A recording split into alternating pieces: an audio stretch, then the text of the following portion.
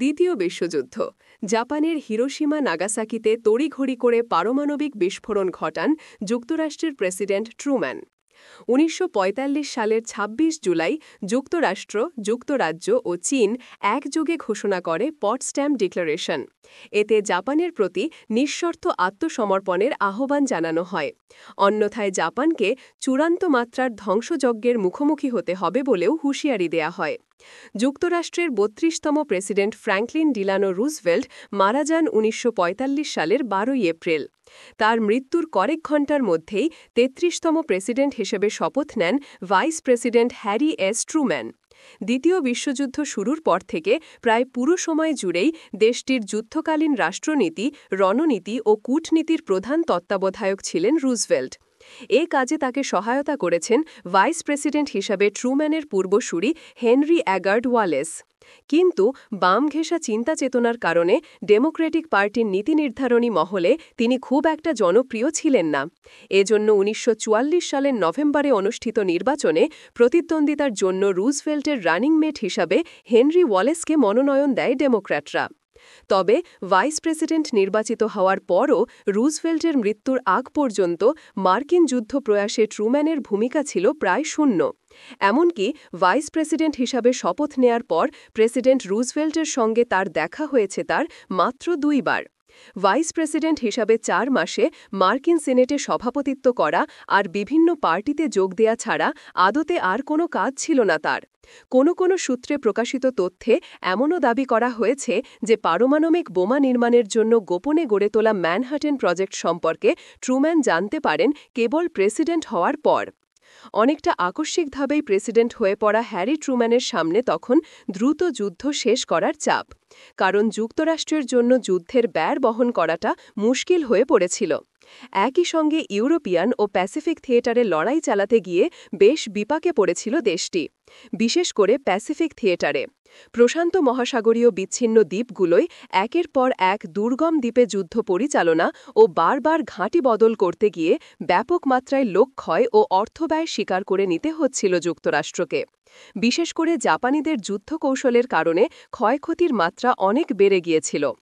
আত্মঘাতী হামলার মধ্য দিয়ে জাপানি কামিকাজে ফাইটার প্লেনগুলো রীতিমতো গাইডেড মিসাইলে রূপ নিয়েছিল।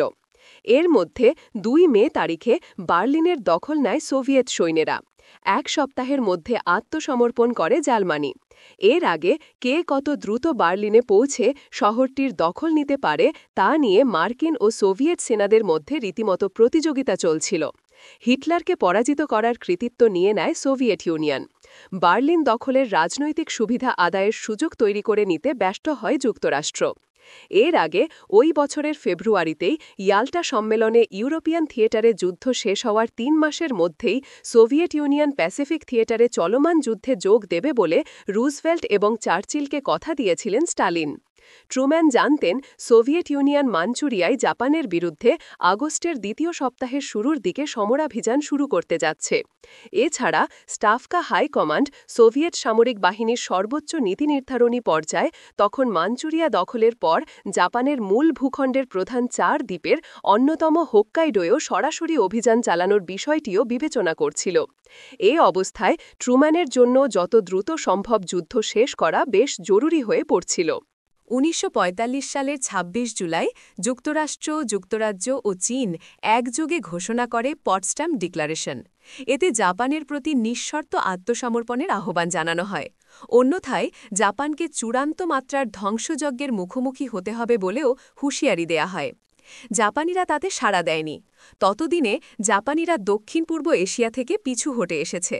সম্মুখ যুদ্ধ নিজ ভূখণ্ডের যত কাছাকাছি এগিয়ে আসছিল, জাপানিদের প্রতিরোধও তত বাড়ছিল।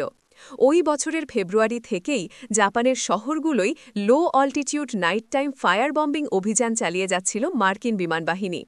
ব্যবহার করা হচ্ছিল ইনসেন্ডিয়ারি বম্ব বা আগুনে বোমা। এ বোমাবর্ষণ অভিযানের সামরিক লক্ষ্যবস্তুর তুলনায় জাপানের বেসামরিক জনগোষ্ঠীর ক্ষতি কষ্ট হচ্ছিল বেশি। যুক্তরাষ্ট্র সরকারের এক নথির তথ্য অনুযায়ী ১৯৪৪ সালের এপ্রিলের থেকে ১৯৪৫ সালের আগস্ট পর্যন্ত জাপানে বিমান হামলায় প্রাণহানি হয়েছে আনুমানিক ৩,৩৩,০০০ মানুষের, আহত হয়েছে ৪,৭৩,০০০-এরও বেশি। এর মধ্যে সবচেয়ে ভয়াবহ হামলাটি হয়েছিল ১৯৪৫ সালের মার্চে টোকিওতে। ওই সময় এক হামলায় ৮০,০০০-এরও বেশি মানুষের মৃত্যু হয়। এসব হামলা চলাকালেও ইয়োজিমা ও ওকিনাওয়ার মতো দ্বীপগুলো দখল করতে গিয়ে জাপানিদের মারাত্মক প্রতিরোধের মুখে পড়ে মার্কিন সেনারা। এসব দ্বীপ দখল হলেও এর জন্য তাদের মূল্য দিতে হয়েছে অনেক বেশি। এর মধ্যে সেপ্টেম্বরের শুরুতে জাপান আত্মসমর্পণের ঘোষণা দেওয়ার পরও অব্যাহত ছিল ওকিনাওয়ার প্রতিরোধ। এমন প্রতিরোধের মুখে দ্রুত যুদ্ধ শেষ করাটা ট্রুম্যানের জন্য প্রায় অসম্ভব হয়ে পড়েছিল। এ অবস্থায় জাপানে পারমাণবিক হামলার আদেশে অনুমোদন দেন তিনি। হামলার ক্ষতি ও ধ্বংসযজ্ঞের মাত্রা মার্কিন নীতিনির্ধারকরা আগেই অনুমান করতে পেরেছিলেন। এজন্য পারমাণবিক বোমার লক্ষ্যবস্তু হিসেবে এমন কোনো শহরকে বেছে নিতে বলা হয় যেখানে তখন পর্যন্ত চালানো বিমান হামলায় ক্ষতিকষ্ট হয়েছে কম। পারমাণবিক বোমা হামলায় সর্বোচ্চ ক্ষতিকষ্ট নিশ্চিতে শুরুতে এমন কয়েকটি শহরকে বেছে নেওয়া হয় যেগুলো এতদিনের হামলায় ক্ষতির শিকার হয়েছে সবচেয়ে কম। মার্কিন কর্তাব্যক্তিরা চেয়েছিলেন এ বোমা বিস্ফোরণের মাধ্যমে জাপানকে আত্মসমর্পণে বাধ্য করার পাশাপাশি আসন্ন স্নায়ুযুদ্ধের প্রতিপক্ষ সোভিয়েত ইউনিয়নকেও যাতে আতঙ্কিত করে। প্রাথমিক লক্ষ্যবস্তু হিসেবে নির্ধারণ করা হয় হিরোশিমা, কোকুরা, নিগাতা ও নাগাসাকি শহরকে। এর মধ্যে হিরোশিমায় জাপানি সামরিক বাহিনীর একটি শক্তিশালী ঘাঁটি ছিল। এছাড়া শহরটিও ছিল ঘনবসতিপূর্ণ। বাদ দেয়া হয় জাপানি সংস্কৃতির অন্যতম প্রাচীন কেন্দ্র কোকুরায় বোমা না ফেলার সিদ্ধান্ত নেওয়া হয়। আর ঘনবসতিপূর্ণ শহর নিগাতা ও বাণিজ্য কেন্দ্র নাগাসাকিকে তালিকায় রেখে দেয়া হয় বিকল্প লক্ষ্য হিসেবে। সিদ্ধান্ত হয় প্রথম বোমার বিস্ফোরণ ঘটানো হবে হিরোশিমায়, এরপর প্রতিক্রিয়া দেখে ফেলা হবে নিগাতায়। তবে পরে খারাপ আবহাওয়ার কারণে নিগাতার পরিবর্তে নাগাসাকিতে দ্বিতীয় বোমাটির বিস্ফোরণ ঘটানো হয়। ১৯৪৫ সালের ৬ আগস্ট মারিয়ানা দ্বীপপুঞ্জের তিনিয়ান ঘাঁটি থেকে হিরোশিমান উদ্দেশ্যে উড়ে যায় একটি B-29 সুপার ফোর্ট্রেস বোমারু বিমান অ্যানোলাগে, যার পাইলট কর্নেল পল ডাব্লিউ টিবেটস। উদ্দেশ্য হিরোশিমায় পারমাণবিক বোমা লিটল বয় নিক্ষেপ করা। ইয়োজিমার ওপর দিয়ে উড়ে যাওয়ার সময় সঙ্গীহার আরও দুটি B-29 super fortress, the great artiste ও নেসেসারি ইভিল।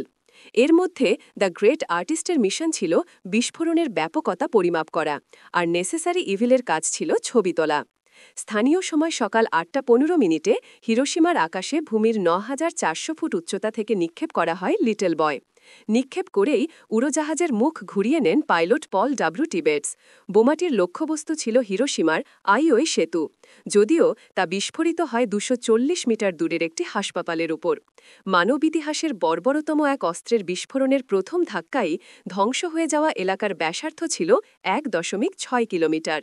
গ্রন্থনা অধ্যক্ষ মহসিন আলী আঙুর, সম্পাদক ও প্রকাশক মুজিবনগর খবর.com।